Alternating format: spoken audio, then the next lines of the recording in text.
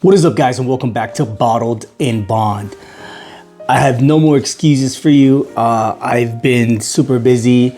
Stores are slowly starting to replenish. The shortage in supply is blah, blah, blah, blah, blah. Not gonna bore you. Everything is starting to come back around more or less here in Virginia.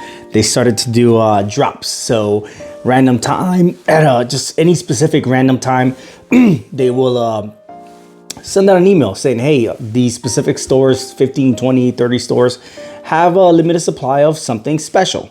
And to be honest with you, based off what I just saw this week, you have about 30 minutes to get there before everything is gone, more or less. But I was able to pick up some Eagle Rare. Now, I was just out the other day and happened to run across an ABC store, just smaller ABC store, and I realized something. As I'm looking for something to review based off what they have,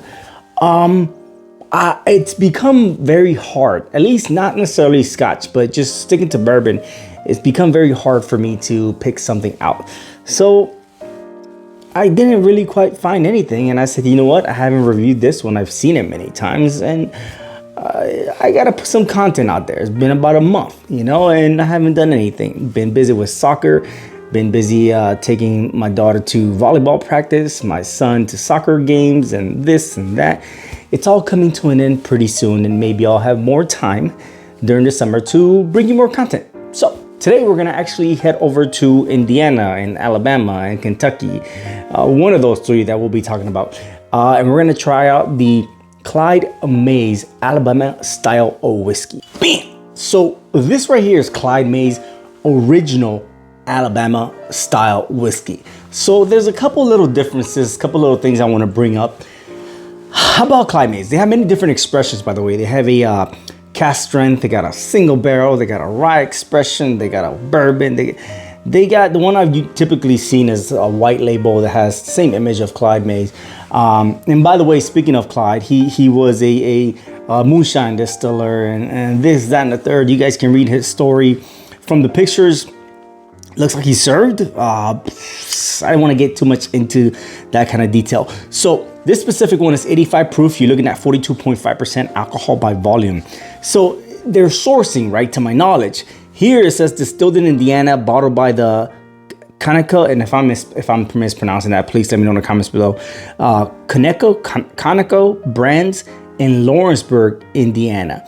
So you guys already know, right?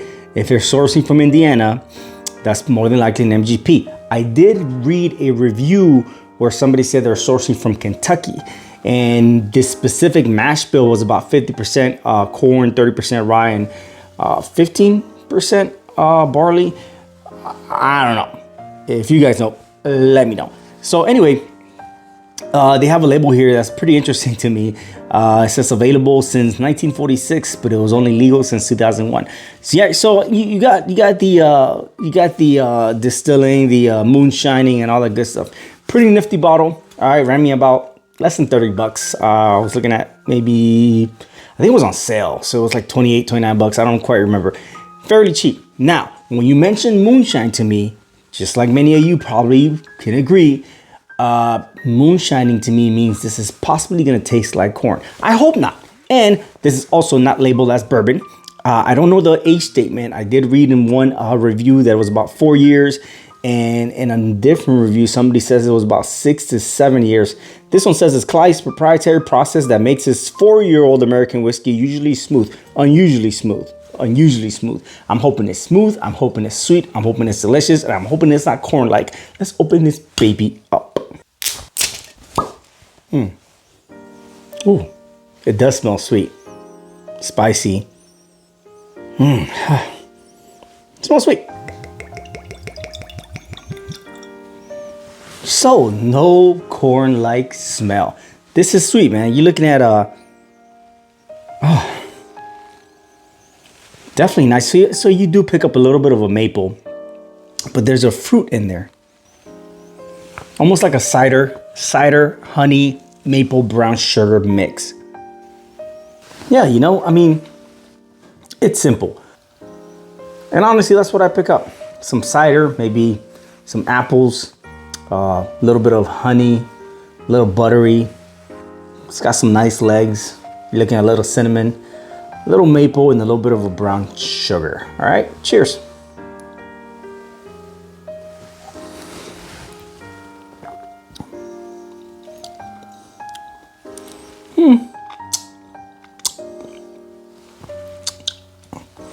Sweet, honey-like, spices. It has the aftertaste or a feeling, a texture that reminds me of one of the bourbons that I picked up. I wasn't so fond of, but this one actually brings it in a little different, delivers it a little bit different. Yeah, man, listen, almost kind of reminds me a little bit of the Smoke Wagon. And that's not the one I was talking about before, but sweet honey, some fruits. Like I said, again on that cider, again on that apple. Almost like a pucker, like a green apple. You still get your cinnamon. You still get your honey. You still get your brown sugar. And I'm gonna tell you like this. This bottle is inexpensive, man. And it's really not that bad. Am I curious about their bourbon? Am I curious about their rye? Yes. Why? Because if this is MGP source, you know you're not gonna go wrong. And for the price, to be honest, not bad at all. Say what to be and be what you say. They got that right there on that logo. Anyway, if you guys have had Clyde Mays original Alabama style whiskey, let me know in the comments below. Let me know what you guys thought. Like I said, I'm gonna try to come back. This was a small little break that I had. Was able to bring up, one bottle. I don't know. What do you guys want to watch? It's really hard. I can't find everything that I was able to find 3-4 months ago. Last year, I mean, I'm seeing things, but for the most part, it's not things like this specific bottle, or at least the white label one, was a bottle that I kept seeing and I kept saying, I'm not reviewing that. I'm leaving it for the end. But one thing I have thought of is I'm going to start reviewing some of the cheaper whiskeys. I know a couple years ago when I started doing whiskey reviews, I said I'm not going to go for the cheap stuff. The white label Jim Beam, the black label Evan Williams. But I think it's time. So if you guys have had that, let me know in the comments below. Let me know what whiskeys you think I should be reviewing next here on Bottled and Bond. I'm Ozzy. This is the Clyde Mays original Alabama style whiskey from the Kunica brands in Lawrenceburg, Indiana. Source from Indiana, MGP, Kentucky. I have no idea. And this is Bottled and Bond. Cheers.